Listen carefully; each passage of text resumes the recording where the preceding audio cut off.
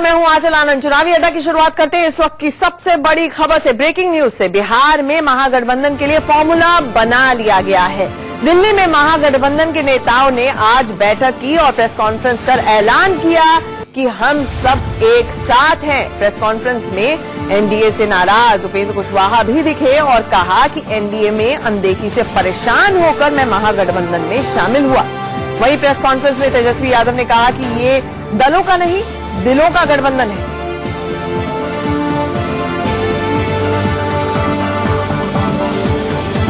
उपेंद्र कुशवाहा ने साफ तौर पर प्रधानमंत्री मोदी और नीतीश कुमार को, एनडीए को आज इस प्रेस कॉन्फ्रेंस में जमकर कोसा। कहा कि मोदी ने जो 2014 में सब्ज बाग दिखाया था बिहार की जनता को, वो कहीं पर भी पूरा होता हुआ नजर नहीं आया।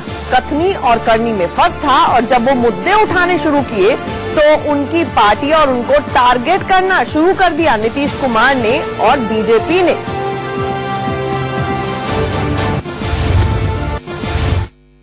हमारे लिए खुशी की बात यह है कि हमारे बीच में शरद जी, तेजस्वी जी, मांझी जी, कुशवाहा जी, हमारे जनरल सेक्रेटरी शक्ति सिंह जी और सब लोग उपस्थित हैं।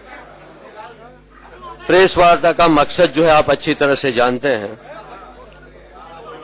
कि पहले बिहार का गठबंधन तो था ही लाइक माइंडेड पार्टीज का, लेकिन खुशी की बात यह है कि आज कुशवाहा जी, उपेंद्र जी इस गठबंधन में शामिल हो रहे हैं।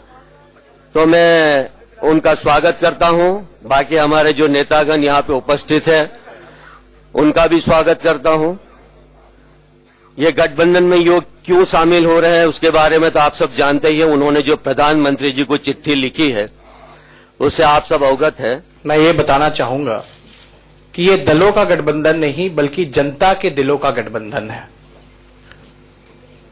ये संविधान बचाने की लड़ाई है, ये देश को बचाने की लड़ाई है। और देश में जिस प्रकार से जितने भी संवैधानिक इंस्टीट्यूशंस हैं, चाहे सीबीआई हो, ईडी हो या आरबीआई हो, ये उसको बचाने की लड़ाई है। ये उनके खिलाफ लड़ाई है जिन्होंने जनता को सिर्फ और सिर्फ धोखा देने का काम किया, गुमराह करने का काम किया और कुछ लोगों के लिए सिर्फ अपना किसानों का हित ना सोच करके बस कुछ लोगों का हित सोचने का काम किया गया। तो मैं ये कहना चाहूंगा कि जिस प्रकार से देश भर में अघोषित इमरजेंसी कायम हो चुका है, जिस प्रकार से मोदी जी ने देश में तानाशाही नहीं बल्कि अपने घटक दलों के साथ भी तानाशाही रवैया अपनाने का काम किया है, आज नतीजा आप लोगों के सामने है। तो महागठबंधन लाओ देश बचाओ संविधान बचाओ आंदोलन की शुरुआत आज 24 अकबर रोड यानी कि कांग्रेस मुख्यालय से हो गई, जहां पर शो ऑफ स्ट्रेंथ के रूप में महागठबंधन के तमाम जो चेहरे थे वो एक ही मंच पर नजर आए। हमारे साथ हमारे सहयोगी शिव पूजन झा इस वक्त जुड़ रहे हैं। शिव पूजन, सबसे पहले जो ये आज तस्वीर उभर कर सामने आई कि बिहार की 40 सीटों के लिए 2019 में क्या अरेंजमेंट होने जा रहा है, सबसे पहले इसको लेकर क्या रिएक्शंस मिल पा रहे हैं और बीजेपी और जेडीयू खेमे से क्या खबर है?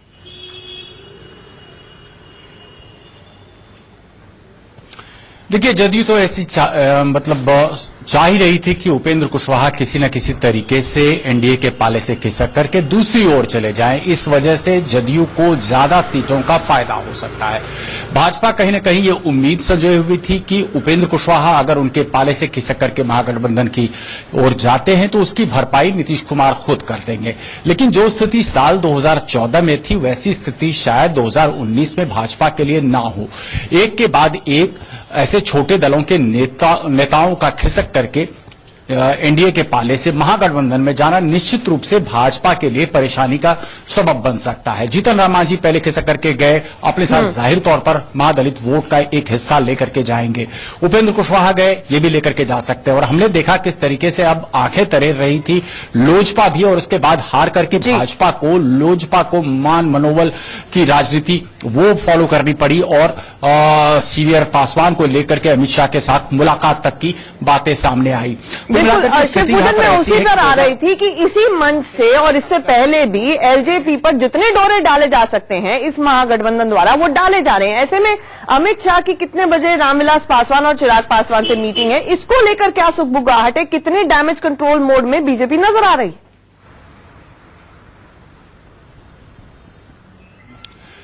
उपेंद्र कुशवाहा ने पहले तो लगातार चिट्ठियां लिखी, बार बार कोशिश की कि अमित शाह से मुलाकात हो जाए। उसके बाद जब अल्टीमेटम एक के बाद एक खत्म होता चला गया, आखिरकार उपेंद्र कुशवाहा ने ऐसा कदम उठाया।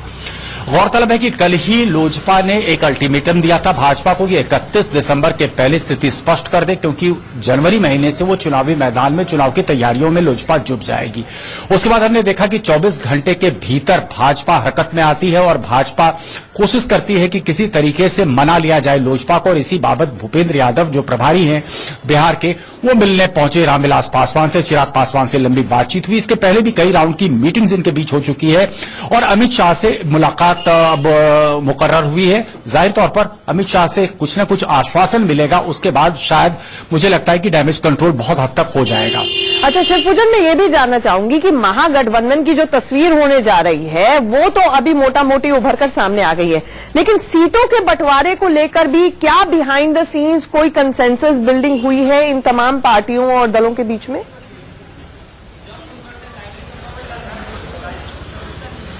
देखिए, मुझे लगता है जिस तरीके की संशय एनडीए के कैंप में थी, एनडीए खेमे में थी, वैसी ही स्थिति महागठबंधन में भी होनी है, क्योंकि एक के बाद एक नए घटक दल महागठबंधन में जुड़ते चले जा रहे हैं। और जो नतीजे आए हैं 3 राज्यों के, उन नतीजों के बाद कहीं न कहीं कांग्रेस भी आत्मविश्वास से लबरेज है, नहीं चाहेगी कि बहुत छोटे भाई की भूमिका में कांग्रेस आए। जो स्थिति 1990 के पहले की थी वैसी स्थिति कांग्रेस के लिए बिहार में भले ही ना हो, लेकिन अगर बैसाखी का सहारा लेना ही है, जो राजद के रूप में हमेशा रही है कांग्रेस के लिए, जाहिर तौर पर कांग्रेस भी चाहेगी कि उसे एक रेस्पेक्टेबल नंबर मिले। हम सभी को रिस्पेक्ट चाहिए, रिस्पेक्टेबल नंबर भी चाहिए। शिवपूजन